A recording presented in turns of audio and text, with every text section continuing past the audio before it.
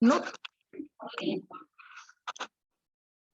no trascienden más que a una escala superior, más que en el aula o en estamentos, en ambientes cotidianos, no trascienden a lo individual y por lo tanto no llegan a integrar contenidos de reformas educativas, contenidos importantes referidos a problemáticas cercanas y actuales, como sobre problemas ecosistémicos, por la diversidad, tanto que se nombra, problemas sobre la gradualidad, la integralidad, la igualdad, o de algunas deficiencias básicas para el normal desarrollo de los alumnos, niños o adolescentes.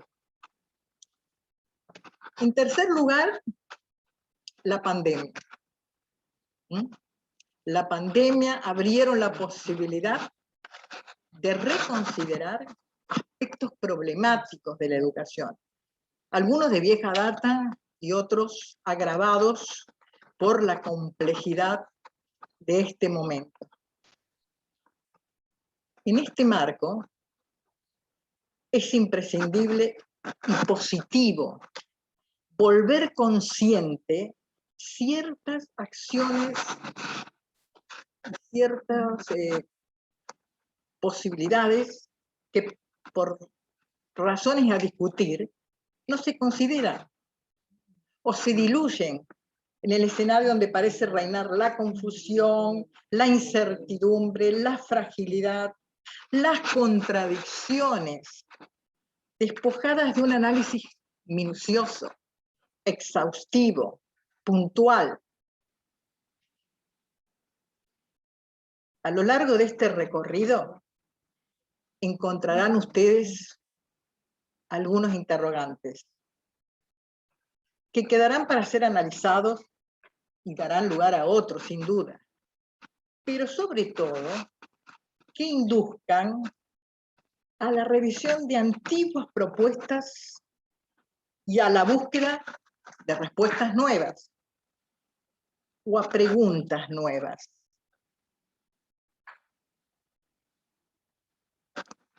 Para buscar respuestas nuevas, quizá haya que formular preguntas nuevas. Pensémoslo. Además, tiene como objetivo esta charla constituir una hoja de ruta que nos permita transitar por el conocimiento y la experiencia. Conocimiento y experiencia. Escuchándonos,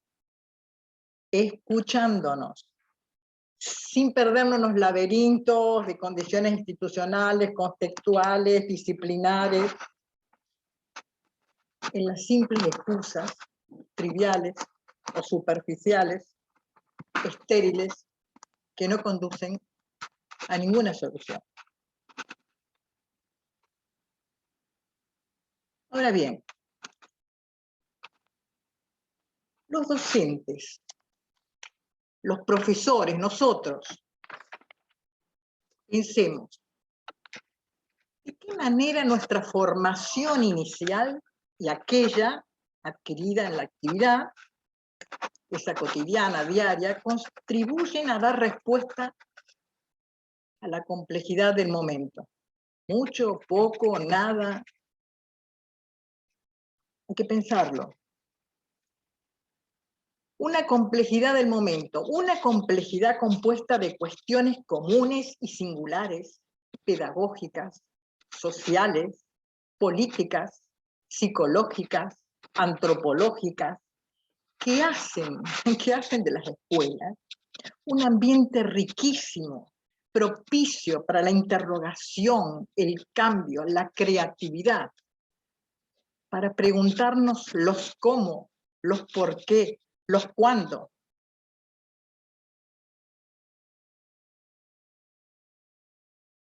¿Consideran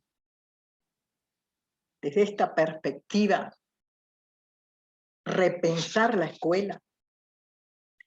Repensar no con una perspectiva retro porque al decir pareciera que vamos hacia atrás, sino con una perspectiva prospectiva, hacia adelante, hacia el futuro. En Argentina somos muy propicios a analizar lo pasado. Es importante para entender el presente, la historia es para eso. Pero luego, en este momento que estamos viviendo un cambio de paradigma, está gestando el paradigma de la complejidad, es un momento justo para imaginar, para pensar algo nuevo, para crear otra escuela. Todo lo que está plantado y es real en la sociedad es porque ha sido imaginado, soñado. No todo lo que se sueña se hace realidad, pero lo que está en la realidad es porque ha sido imaginado, soñado, buscado, construido. Desde este punto sigo con la pregunta si se aprovechan los espacios instituidos para pensar, para imaginar, para debatir. Por ejemplo, se aprovechan las reuniones para el análisis de eventos disruptivos que requieren de la presencia de los actores. Se aprovechan los talleres docentes, las reuniones de los profesores, las consultas o reuniones con autoridades. ¿Qué sucede realmente en esas instituciones? ¿Qué sucede en esos ámbitos de debate que deberían ser aprovechados para eso? ¿Se aprovechan realmente para imaginar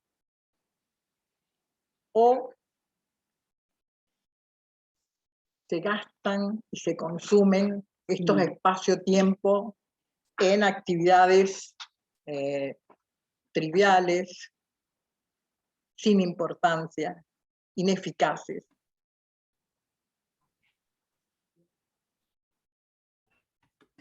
¿Qué otros dispositivos se podrían instalar en la escuela para contribuir en este sentido, para debatir, para charlar, para hacer esos encuentros, para formar una comunidad, un nosotros en la escuela?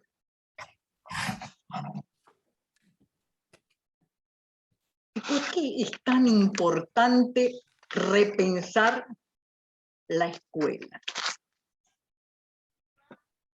¿Esto aportaría saberes ventajosos? ¿Por qué? ¿Por qué, a nuestro entender, pensamos que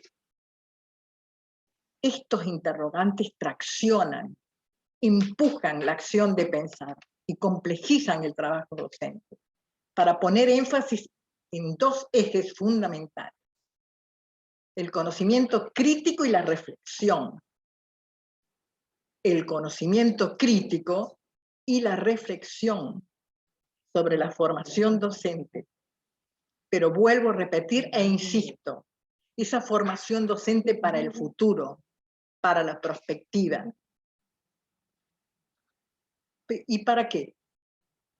¿Para qué pensar todo esto? Para hacer posible un camino que incluya el análisis, la integración, la síntesis, un hábito, durante el tramo de la formación docente continua, que no eluda las complejas relaciones entre teoría, práctica, sujeto, educación, escuela, familia, contexto, políticas y políticas públicas. Que no eluda esta red de relaciones para construir vínculos y construir conocimiento nuevo, conocimiento profesional nuevo.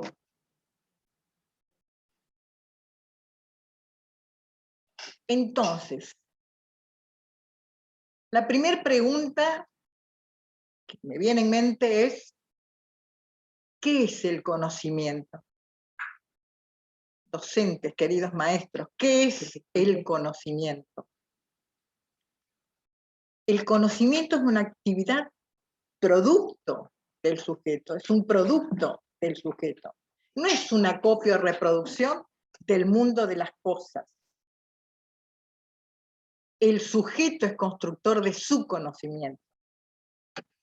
De ahí la importancia por determinar las mejores condiciones de desarrollo de ese sujeto y las mejores condiciones que favorezcan la formación del espíritu crítico constructor del conocimiento. Y de las mejores posiciones del sujeto social, llámese maestro, alumno, sujeto institucional, sujeto de grupo o individual. Necesitamos un cambio del sujeto profesional para que cambie la institución. La institución escuela no cambia por sí sola, cambia si se modifica el sujeto. Sin embargo, tenemos que tener en cuenta que la pandemia puso de pronto todo el sistema frente a una nueva problemática. La necesidad de la presencia de la escuela en la virtualidad y la virtualidad en la escuela. Y sus efectos en las subjetividades, en los aprendizajes, en las enseñanzas, ya que la virtualidad es una realidad, está entre nosotros y formatea al sujeto.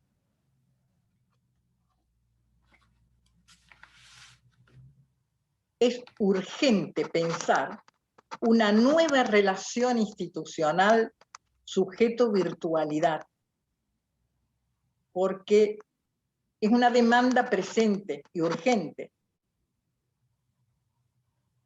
porque la virtualidad es una realidad.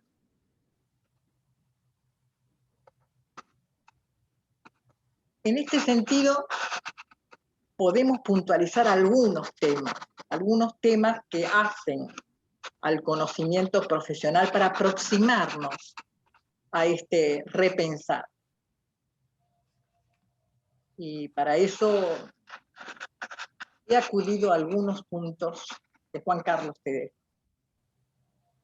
No son temas generales, son temas generativos que generan otros muchos temas.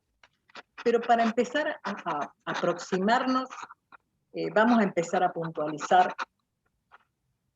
algunos. Por ejemplo, educación y movilidad social.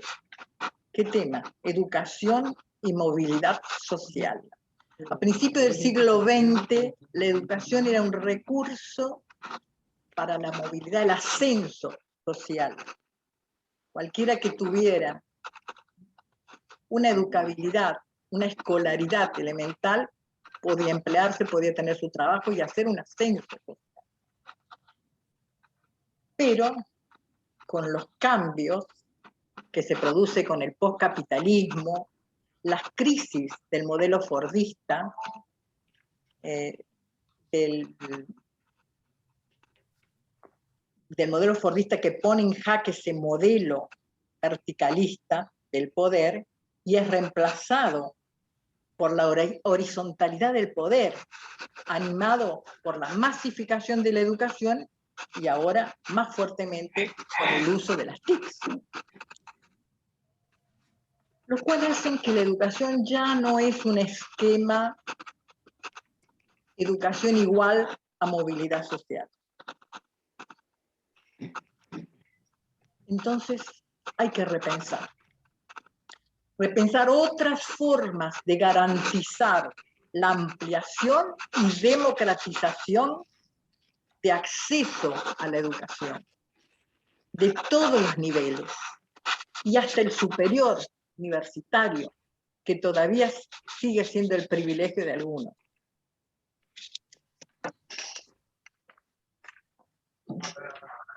repensar urgente que hay un alto porcentaje de chicos que no terminan el nivel secundario. Toyota Argentina hace pocos días denuncia la dificultad de conseguir jóvenes con el secundario completo para empleo. Y los que poseen el secundario completo no cuentan con las competencias básicas para desempeñarse. Es necesario repensarlo, es urgente, es imprescindible, es esencial. El segundo punto generativo es educación y socialización. Educación y socialización. Hoy necesitamos formar un ciudadano planetario del mundo. Por lo tanto, hay que romper con el aislamiento institucional, redefiniendo vínculos con la familia, con la sociedad, con los medios masivos de comunicación, conectarse con otras escuelas, preparando de manera crítica y consciente el manejo de los instrumentos tecnológicos, porque eso nos permite conocer otras culturas, abrir la cabeza hacia otras culturas, otras interpretaciones, otros idiomas, otros códigos, otras formas de pensar y ver el mundo.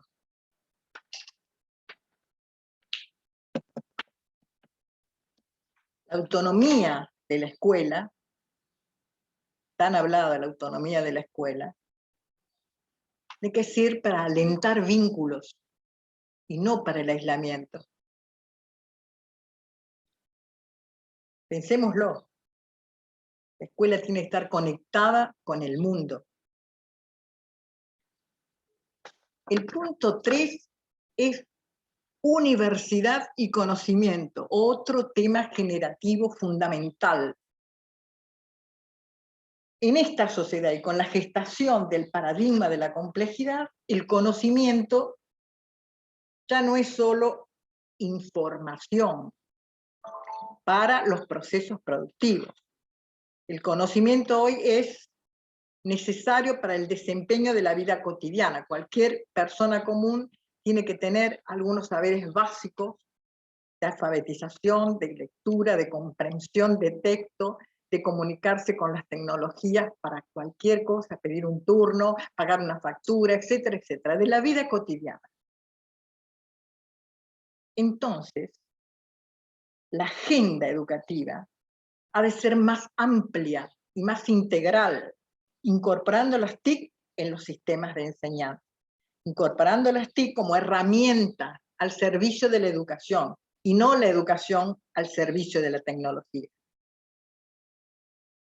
Es la inversa. Al Estado le cabe esta responsabilidad, pero el Estado somos todos nosotros. Y dicha incorporación, nuestro interés y la del Estado, y la de los que tienen el poder de decisión, obligará a las reformas curriculares, ya no disciplinares, en estancos de disciplinas, sino transdisciplinares. Y no solo quedarse como divulgador de la ideología dominante del gobierno de turno, o de una determinada propaganda política, porque el Estado tiene la obligación de garantizar el pensamiento crítico con valores coherentes en el decir y en el hacer, porque son necesidades vitales, individuales, sociales, del contexto particular y global. El cuarto problema es de la autonomía institucional, que ya lo mencionamos, pero voy a hacer más hincapié. Plantea educación y toma de decisiones, según el contexto y la legislación vigente en un sistema democrático, porque nuestro sistema es un sistema democrático y no permite fragmentaciones en el adoctrinamiento político, fuera de la democracia. Hoy es responsabilidad del Estado y de los intelectuales permitir o responder a esa fuerte demanda de sentido que estamos necesitando todos.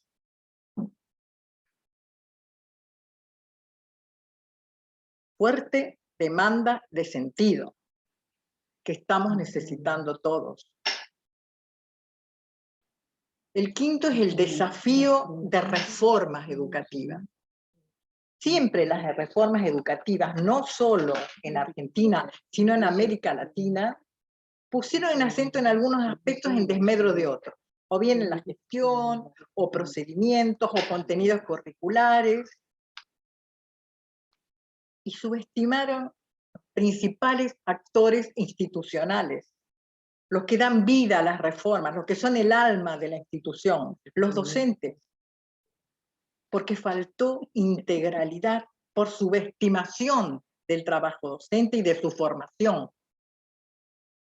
El docente es referente de uno de los, y es el protagonismo ético, hacedor de vínculos con el conocimiento, entre sujetos, en instancias individuales o grupales. Y nosotros agregamos el desconocimiento relativo o total, ¿no?, a veces, de la legislación laboral, educativa, de leyes, estatutos docentes, actualización de los mismos, que están ausentes de del currículum de formación docente. Con lo cual, ante el primer obstáculo, el docente se inestabiliza, le crea inseguridad en su posición laboral.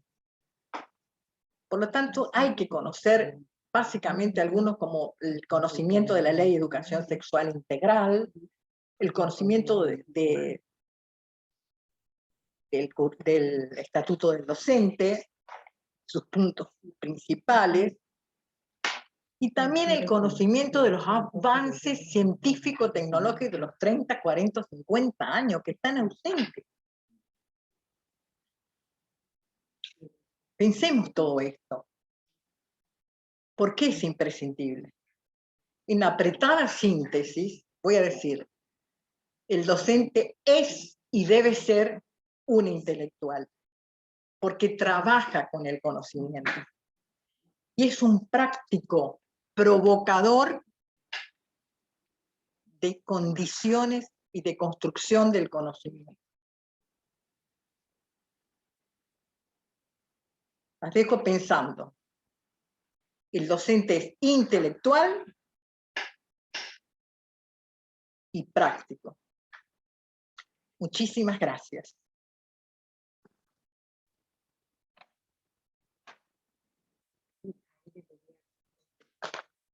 Ella me decía.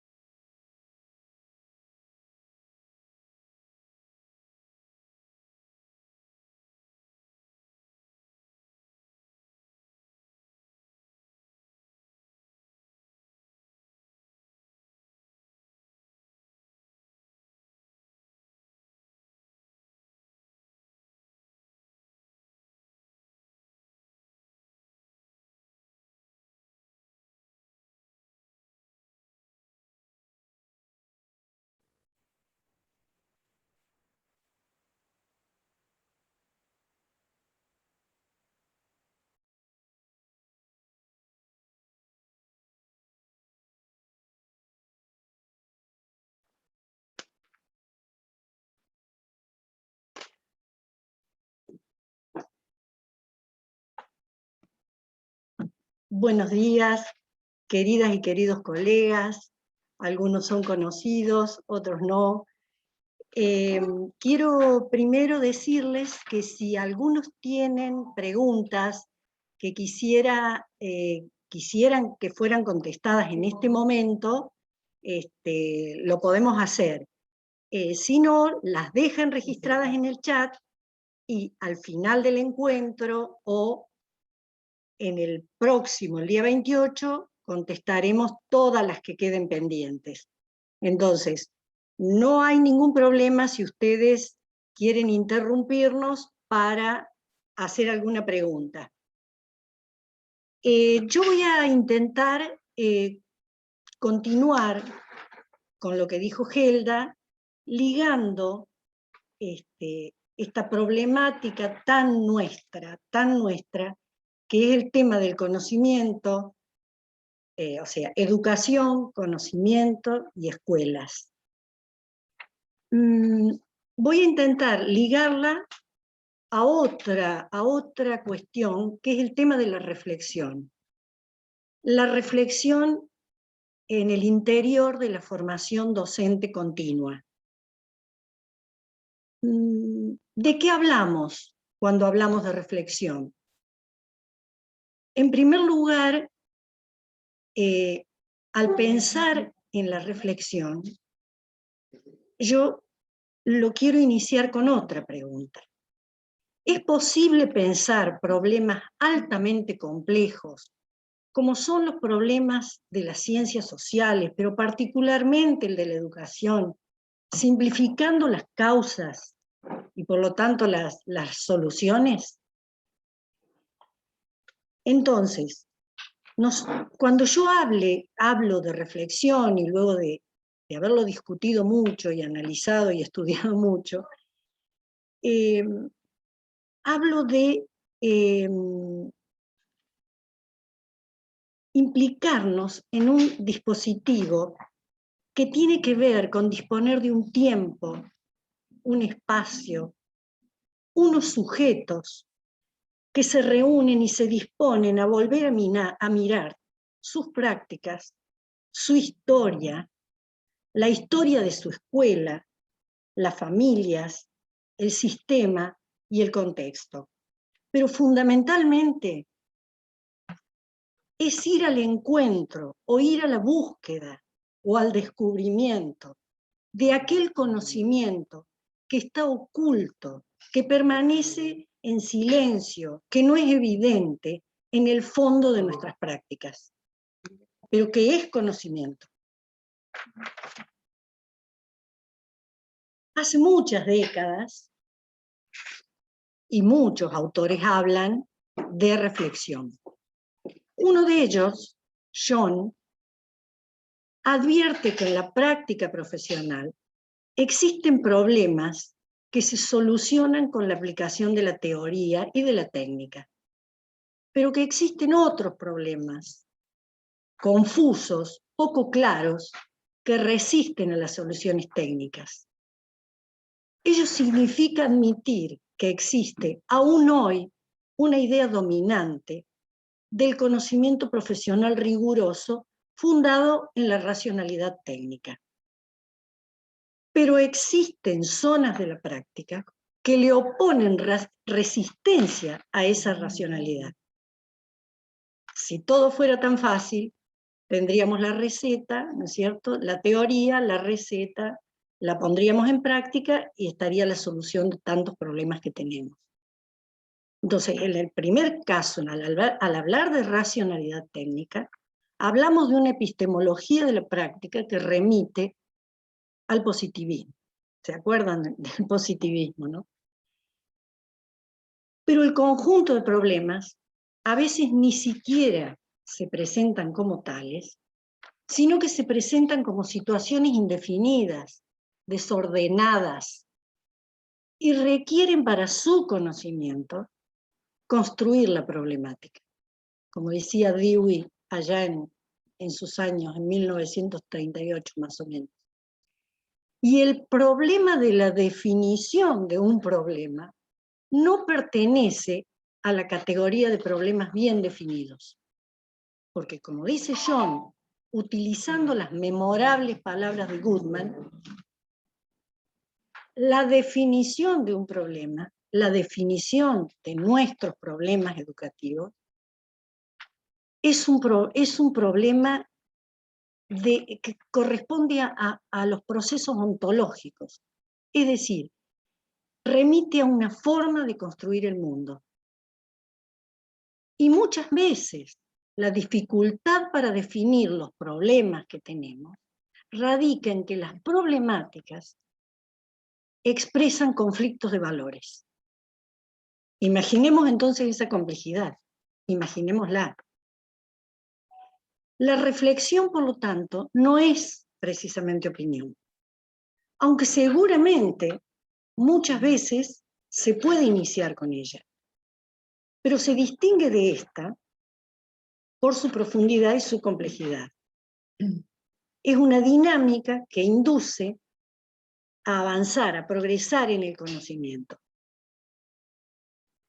Entonces, consideramos que es ineludible, en primer lugar, recuperar para la formación docente continua y desde nuestra formación en las escuelas hacia el resto del sistema, algunos hábitos fecundos. ¿Se acuerdan del término hábitus? Aquellas de Bourdieu, aquellas disposiciones estructuradas, estructurantes, ¿no es cierto?, de carácter semiconsciente, que permiten el actuar, ¿no? Estos hábitos que nosotros quisiéramos rescatar, está en primer lugar, o de estos hábitos, en primer lugar está la lectura. En segundo lugar está la escritura. Y en tercer lugar yo voy a citar a la observación de nuestras propias prácticas.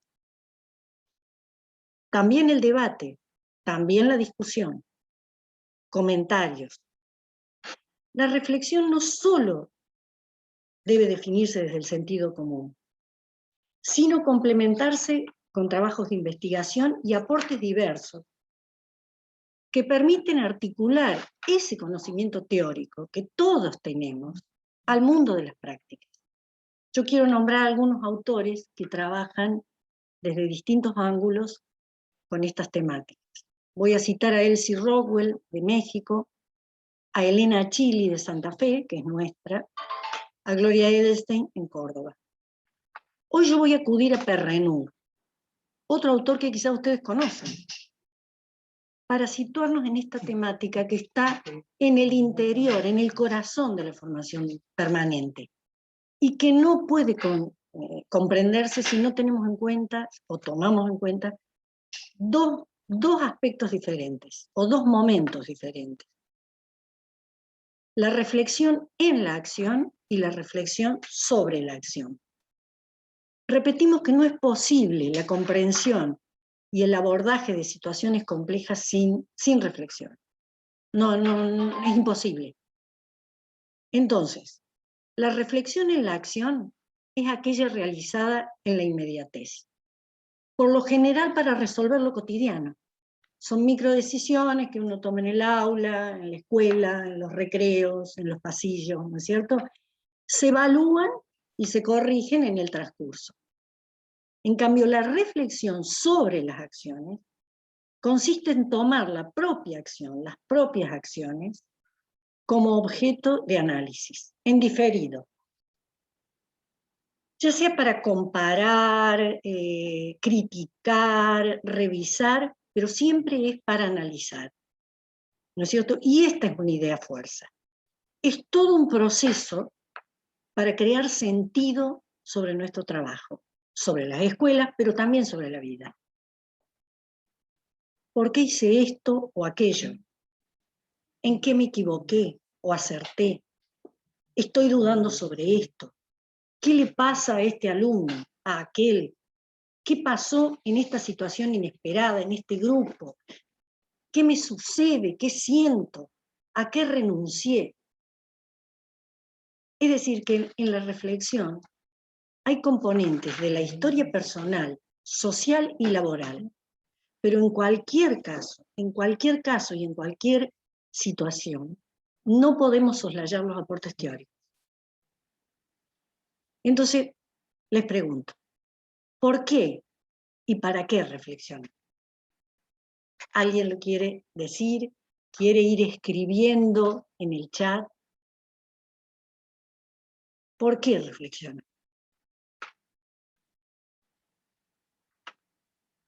Yo tengo 4 razones que hemos elaborado con Helga. La primera de ellas es porque posibilita la aproximación de la experiencia a la teoría. La segunda de ellas es porque produce la construcción de saberes que constituyen un capital para el abordaje de los problemas cotidianos. En tercer lugar, porque ese capital contribuye a nuestra profesionalización, contribuye a la profesionalización docente.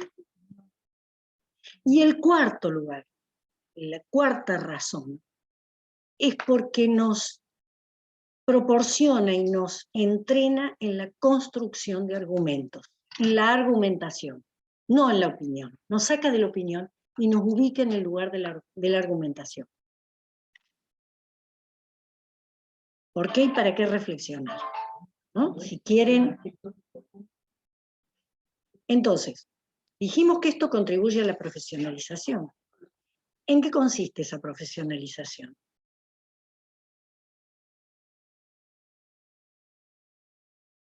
Para nosotras, constituye en saberes teóricos actualizados, saberes prácticos a analizar, saberes provenientes de otros campos, la filosofía, la psicología, la antropología, la política, la economía, la psicosociología, es decir, saberes que amplían la cosmovisión desde donde los sujetos actúan. La cosmovisión es una visión del mundo, del aquí, del ahora y del futuro. Entonces, volvemos a repetir, no es información, no es opinión, es conocimiento.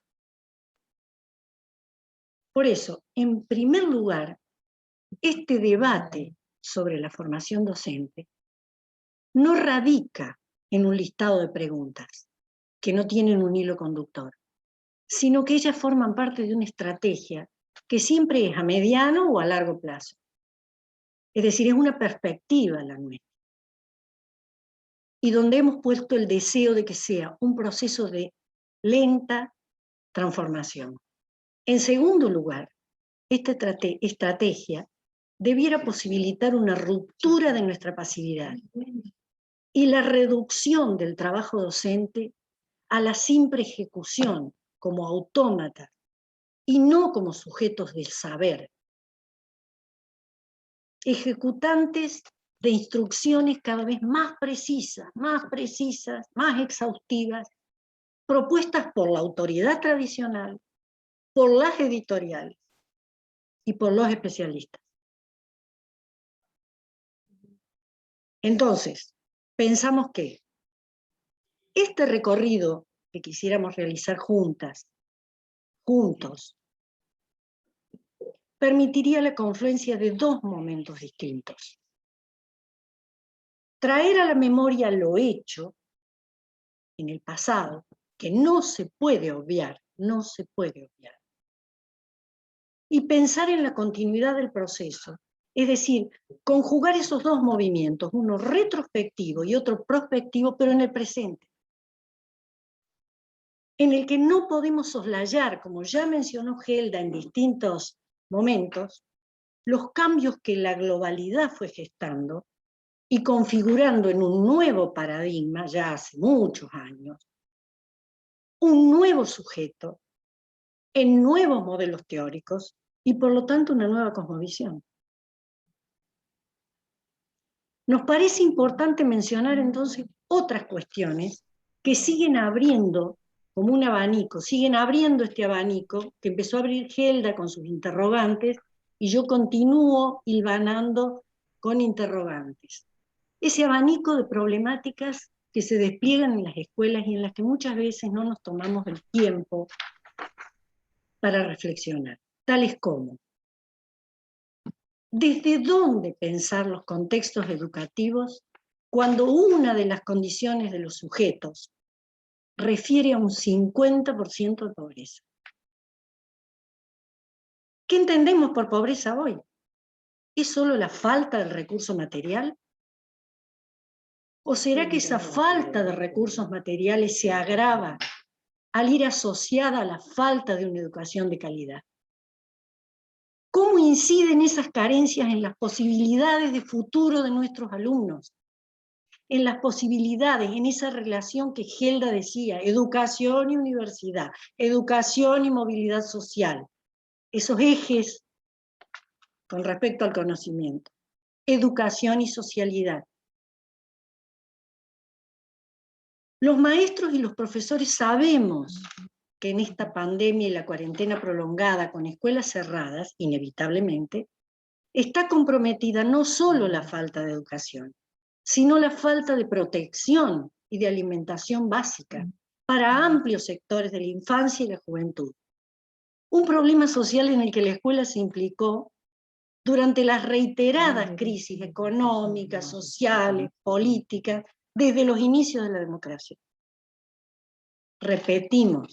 Repito, profes, es posible pensar problemas altamente complejos, proponiendo razonamientos simples, soluciones simples. ¿Alguien quiere decir algo al respecto? ¿O quieren pensarlo? ¿Quieren dejárnoslo en el chat? Pensemos entonces en las palabras.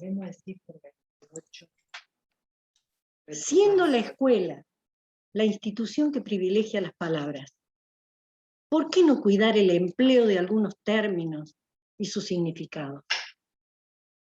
Sigamos abriendo el abanico de las preguntas, porque son preguntas que nosotras nos hacemos también, porque entendemos que resuenan permanentemente en la vida cotidiana. Por ejemplo, hay 3 palabras que se repiten muchísimo a diario y que se repiten en todos los documentos del sistema educativo. Por ejemplo, ¿no?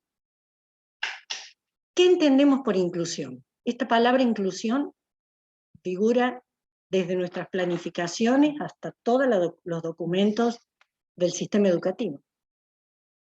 Alcanza para definir la problemática de la inclusión el agregado de la A, la O la E, distorsionando los términos de la gramática. Ojalá alcanzar, ojalá. Otra pregunta, ¿qué entendemos por igualdad? Otra pregunta, son 3. ¿Qué entendemos? ¿Qué significa la justicia? ¿Qué significados se han ido gestando ante la impunidad? Pero hay algo más. Estas palabras que resuenan y a las que nombramos permanentemente en las escuelas, no se pueden pensar aisladamente. La inclusión, al hablar de inclusión hay que hablar de igualdad. Al hablar de igualdad hay que hablar de justicia. Ya hay toda una temática que refiere a la justicia curricular. Al hablar de justicia hay que hablar de igualdad y hay que hablar de inclusión. O sea, todas las disciplinas están pensando, las disciplinas de las ciencias sociales y también las otras, las de las ciencias llamadas duras, están pensando en estos temas. Y los están pensando de manera relacional, porque son temas que no se pueden analizar solos. ¿Alguien quiere contribuir? Si quiere interrumpirme y participar, puede hacerlo. Si no, puede dejar en el chat. Buenos días. Sí, Mi nombre es Carolina. Silvia Corbalán. Sí, Silvia. Figura Centro Educativo Frenche Beruti, que es de donde soy directora, en la localidad de Olaeta. Y buen día. Buen día, un gusto saludar a todas. Señora Alicia, es un gusto verla, hace mucho que no la veía. Estoy escuchando atentamente y pude escuchar en las 2 ponencias, y me parece que es muy importante en todo esto la autonomía del docente. Darle esa autonomía al docente dentro de la institución para que pueda defender sus propios ideales, sus ideas, y teniendo un proyecto en común. Cuando el proyecto en común está definido, digo proyecto a nivel institucional, en donde esté comprometido el docente y ese proyecto forme parte del docente, porque hemos caído muchas veces en que el proyecto lo hace la dirección. Entonces el docente en muchas de estas situaciones no se siente comprometido con ese proyecto. cuando el proyecto está hecho en conjunto, trabajado en conjunto, docente, institución, comunidad, el compromiso que se genera. Y en las dos ponencias pude, o creo que se dio el acento en el docente. Se dio el acento tanto en su parte política, institucional, política educativa, como el interior del docente, y creo que es muy importante cuidarlo al docente. Sí, profesor. Cuidarlo y tratarlo como a un igual. Nosotros dentro de mi institución somos todos iguales. Entonces, y esa autonomía con que cada docente defiende en su aula, y defiende su planificación, y defiende su proyecto, y más allá del que se desprende del institucional, ahí es cuando el clima institucional cambia dentro de una escuela. Así es, profesora. Así es. Usted en realidad ha hecho un aporte central. Es decir, acá no se puede, digamos, la escuela tiene que recuperar la fuerza del colectivo, la fuerza de esos espacios que están dispuestos para el trabajo, y yo creo que hay que incluir la fuerza de la teoría respaldando los argumentos. La fuerza de la teoría.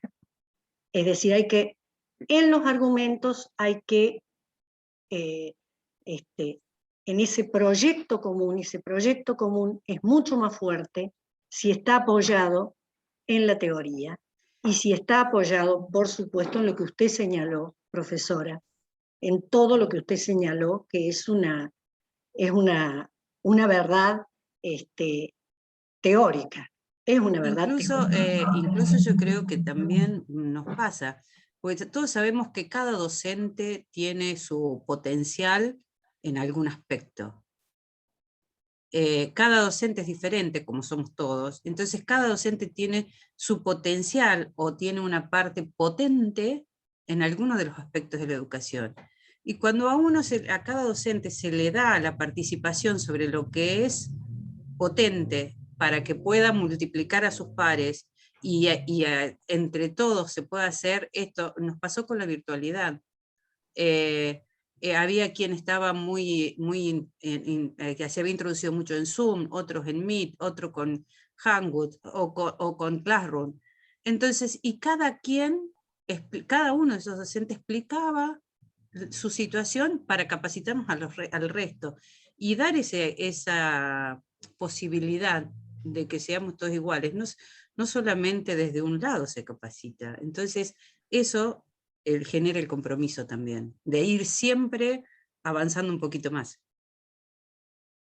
Así es, profesora.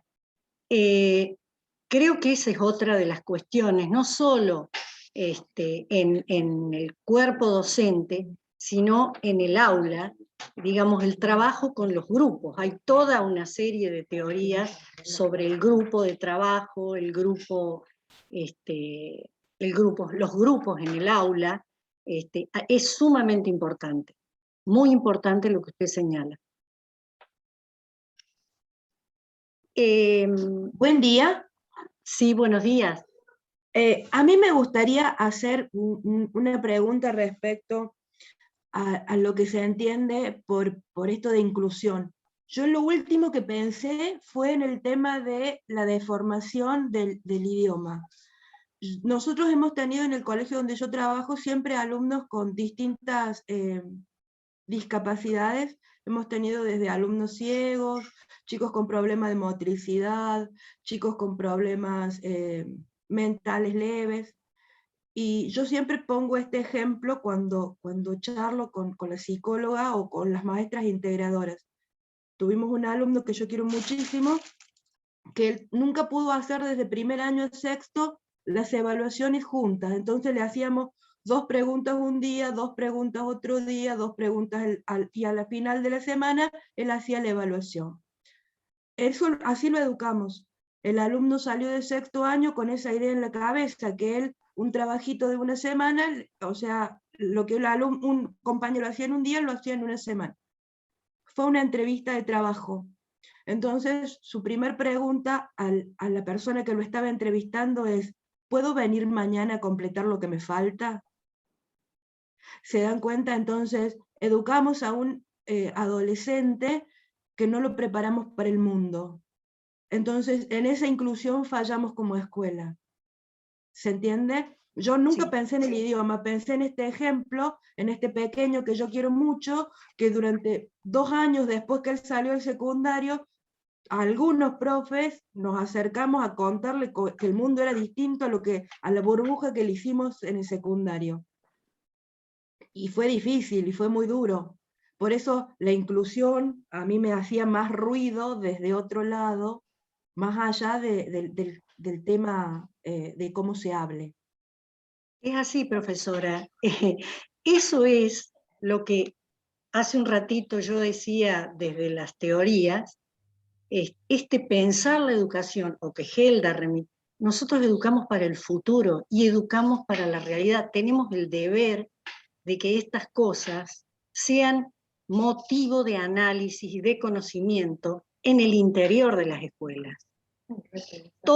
Esto hay que repensarlo, hay que proponer, hay que construir argumentos para que este futuro no sea el futuro de nuestros alumnos, ¿no es cierto? Yo voy a contarles un ejemplo de algún chiquillo en algún momento que tenía que buscar trabajo. Entonces, todo tatuado, con piercing por todos lados, iba a ir a un lugar formal a buscar trabajo. Entonces le tuvimos que, bueno, aparte de enseñarle a hacer un currículum, pero ahí nos dimos cuenta de lo que es el mundo real para los chicos. O sea, hay que prepararlos para el futuro que viene, que es muy complejo, muy difícil, pinta tan excluyente como el que tenemos, porque va a ser un mundo donde el conocimiento especializado va a llegar a quién sabe a dónde. Entonces es para ese futuro para el que tenemos que preparar a nuestros chicos. Nosotros, me acuerdo, le habíamos enseñado, sacate los piercing, bueno, andar vestido de tal manera, porque en los trabajos sucede tal cosa en algunos y tal otra en otros. O sea, es apenas un mínimo ejemplo, ¿no es cierto? Pero estas cosas se tienen que poner en la mesa de discusión en las escuelas.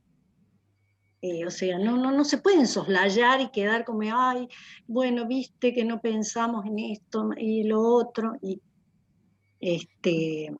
Bueno, este ejemplo que yo doy, perdón, es un ejemplo con el que nos sentamos a charlar a principio de año con las maestras integradoras, nos sentamos a charlar con la psicopedagoga que atiende cada uno de los casos de los alumnos que tenemos, y en eso yo parezco siempre la mala de la película, porque si yo le enseño a fraccionar sus actividades, el mundo laboral no lo hace, entonces no lo estoy preparando para esa realidad. Entonces siempre aparezco como la mala de la película recuperando esta idea, porque si no estamos mintiendo. Yo siempre les digo a mis alumnos, discúlpenme, pero si yo no les explico y si yo no los ayudo a que ustedes piensen, hasta que piensen solitos, los estoy estafando. Así es, profesor. Sí. Muy buenos días. Mi nombre es Carolina Gutiérrez, soy de Río Cuarto. Hola, Carolina. Formo parte de una escuela que está en las periferias de la ciudad. Y cuando hablamos de inclusión, así como Silvana está contando una experiencia en cuanto a las necesidades que tenía este niño y que no fue a lo mejor preparado adecuadamente en ese momento, digo, qué mentirosa que es la inclusión de la que hablamos, porque hablamos de una escuela que incluye cuando en realidad no incluye tanto como quisiera, tal vez. Digo, cuando uno tiene en el aula niños con diversas dificultades, con condiciones de aprendizaje demasiado dispersas, cuando ya tienen un problema, no solamente, yo recién en el chat escribí, no es solamente falta de materiales, tenemos faltas de valores, tenemos familias que no tienen en cuenta, muchísimas problemáticas que tienen esos niños, y de pronto queremos enseñarles a todos más o menos parecido, porque no es enseñarles igual, porque no se puede. Entonces, ¿cómo hacemos en una escuela periférica? Es lo que yo por ahí planteo, digo, desde la gente que está sentada atrás de un escritorio, que no conoce la realidad de la escuela, ¿cómo es posible que piensen en que vamos a incluir cuando nosotros necesitaríamos tal vez gabinete psicopedagógico?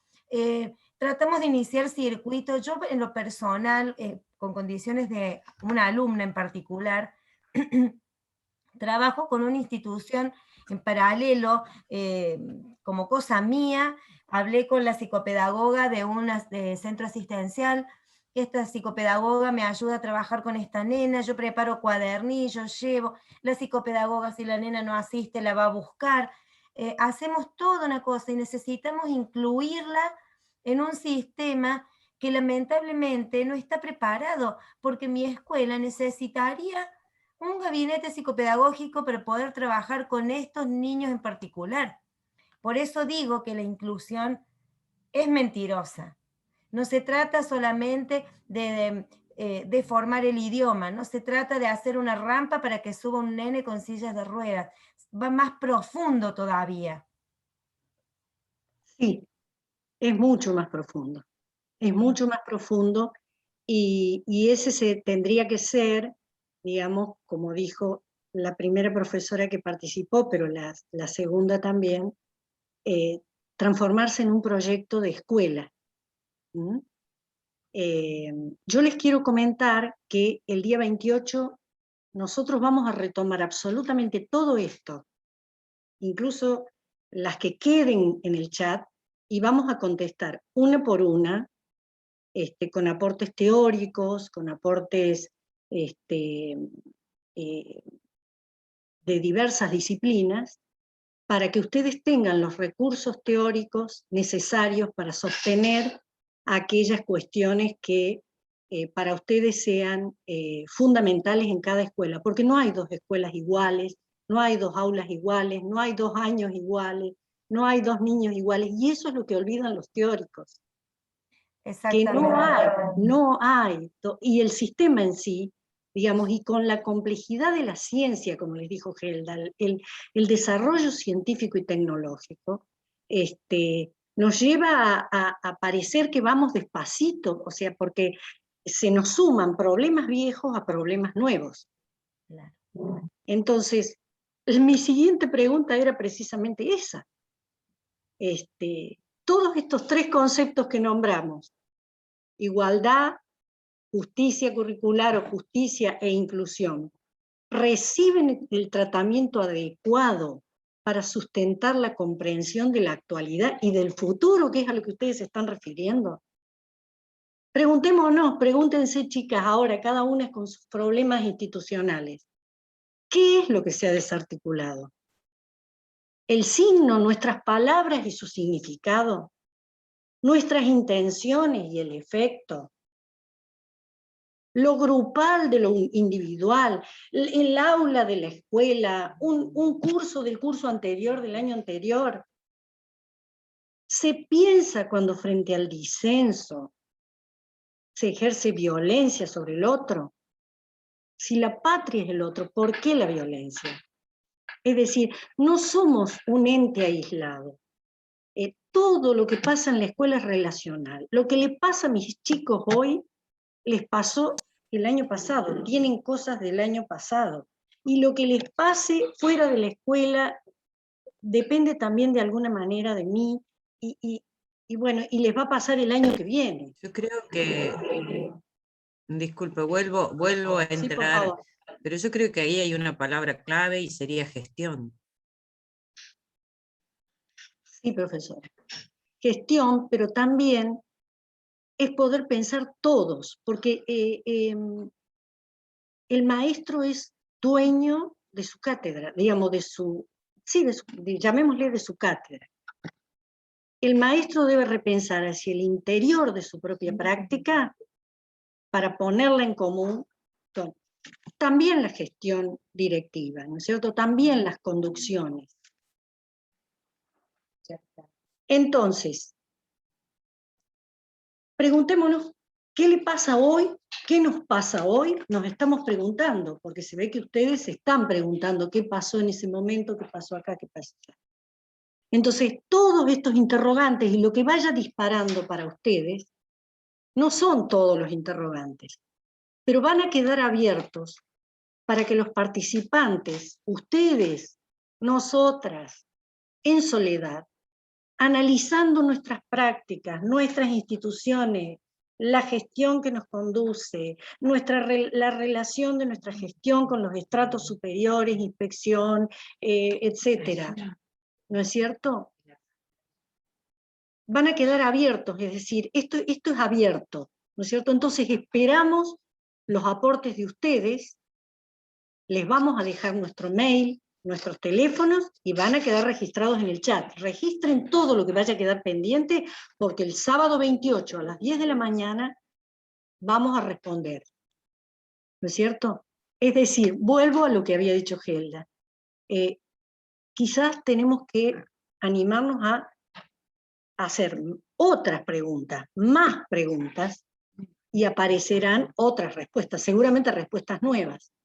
Ahora, la concreción efectiva de estos espacios colectivos podrían despejar, profe, y sostener nuevos caminos al deseo, a nuestra potencia, a nuestra estimación. Es decir, como dijo la profe, el docente en el aula, la gestión conduciendo la escuela, el preceptor siguiendo a sus chicos, ¿no es cierto?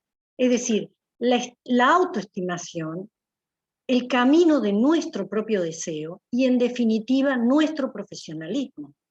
Por eso necesitamos sus opiniones, sus comentarios, sus experiencias, sus inquietudes, sus dudas, anécdotas, porque son parte del capital cultural. Y ese capital cultural de la vida cotidiana de las escuelas, de los maestros, de las aulas, de los preceptores, de los directores, de los vicedirectores, de los coordinadores de curso, ese capital cultural es lo que construye el nosotros. Cuando recuperamos el nosotros, recuperamos la identidad. Y con ello, el sentido esencial, los sentidos, el sentido esencial del trabajo docente y de aquello que es común y que hay que restablecer. Entonces, profes, los espero, ha sido un placer, estamos ya recibiendo sus interrogantes y nos ponemos a trabajar en sus interrogantes.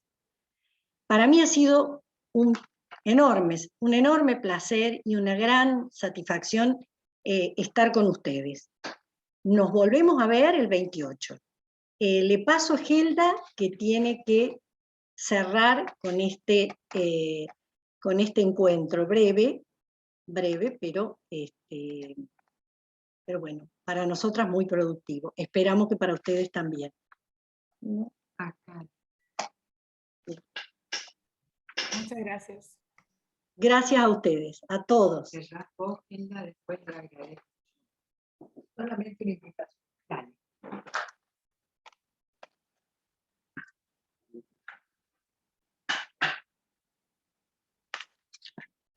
Bueno, queridos docentes, es nada más que me queda invitarlos a pensar libremente sobre lo expuesto, que por supuesto que todavía queda mucho por decir, desde la experiencia cotidiana y los saberes propios.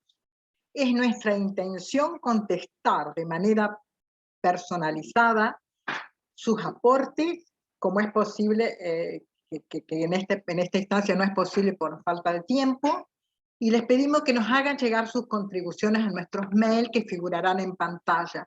Y nos pueden rever en YouTube, porque a veces hay que pensar en soledad para obtener y dialogar consigo mismo, ¿no? Con uno mismo. Dichas contribuciones serán puestas en común, intentando una respuesta en un próximo Zoom, el 28 de agosto, a la misma hora. Porque tal como señala el título, nosotros deseamos pensar juntos. invitamos también a participar de otro ciclo de encuentros, Zoom, que estarán a cargo de los miembros profesores especialistas del grupo de capacitación de la Asociación Mutualista Docente, preparando diversas temáticas como manejo de redes, Classroom, Google, Drive, grooming, que es muy importante hoy, las tramas que entretejen la ética, la democracia, la educación, las políticas públicas. Me siento inmensamente feliz de haberme podido contactar con ustedes. Muchísimas gracias a todos y a todas. Nos vemos.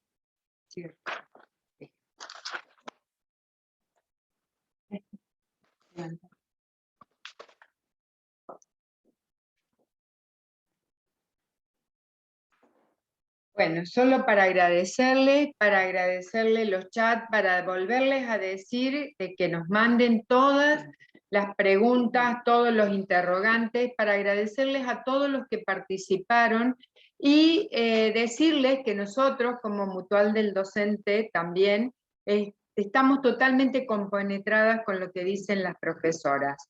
Creemos que hay que repensar la escuela, creemos que hay que trabajar para el futuro, creemos, como lo dijeron algunos de los participantes, ponemos todas las fuerzas en los proyectos educativos, que realmente los proyectos institucionales tienen que marcar el accionar de la escuela, y como bien lo dijo una de las chicas que también participó, esto de la inclusión, que en la escuela muchas veces segrega, no incluye. Profe, muchísimas gracias. Sabemos que no es fácil un día sábado participar de estas exposiciones. Por supuesto que los esperamos el 28. Gracias y nos vemos dentro de 15 días.